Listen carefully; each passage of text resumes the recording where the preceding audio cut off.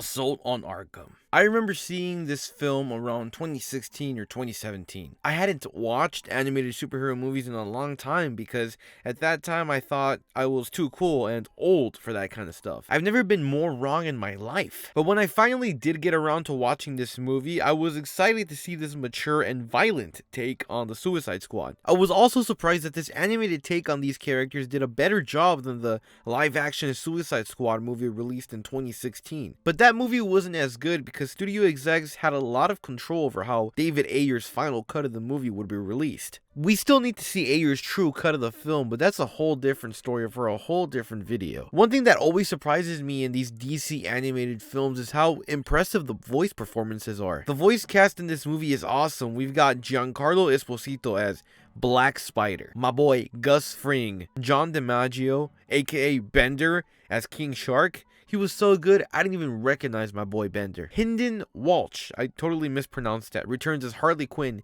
and Troy Baker, who almost sounds identical to Mark Hamill's performance of the Joker. And of course, the legend, Kevin Conroy. It's so nice to hear Kevin Conroy's iconic Batman voice. When I read a comic, that's the voice I'm hearing in my head. I mean, Conroy went to Juilliard and did Shakespeare on theater, and the fact that we got a trained actor like that to play Batman is just a gift and a joy as a superhero fan. How lucky are we to have grown up with such an iconic performance as Batman? Neil McDonough, who's a well-known actor who's been in movies like Captain America and shows like Band of Brothers, plays Deadshot. I think McDonough's performance of Deadshot is the one that's entertained me the most that I've seen on the big screen. Also, Harley Quinn banging Deadshot, that wasn't something I was expecting to see in a DC animated movie. It was a surprise to be sure, but a welcomed one. This movie is supposed to be a prequel to the Arkham Asylum video game released in 2010, but also set after Arkham Origins. It's supposed to bridge the gap between both games.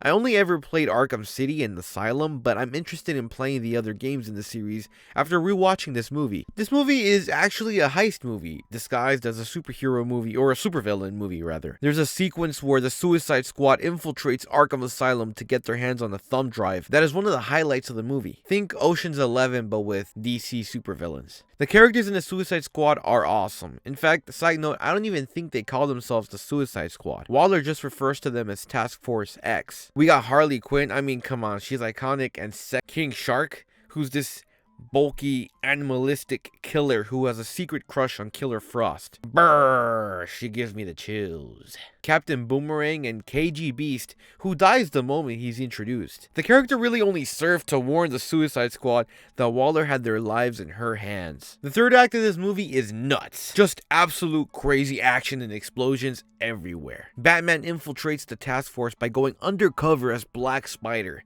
and the task force starts getting blown up by Waller after they try to break away from her control. Then the Joker gets involved. The Arkham inmates like Two-Face, Bane, and Poison Ivy break out, and it's everybody for themselves. It was awesome. I definitely recommend this movie if you're into mature DC animated movies. It's just an absolute blast to watch these characters break loose and wreak havoc. If you enjoyed this video, consider liking and subscribing. I'll be posting more videos like this one. Brrr, she gives me the chills.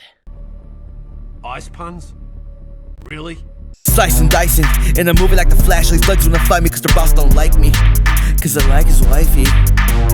Now I gotta take her down, John Wick style. I'ma go Bruce Lee, Kill Bill style. Now you can't see me, too fast for you, moving like Chun-Li. Street Fighter.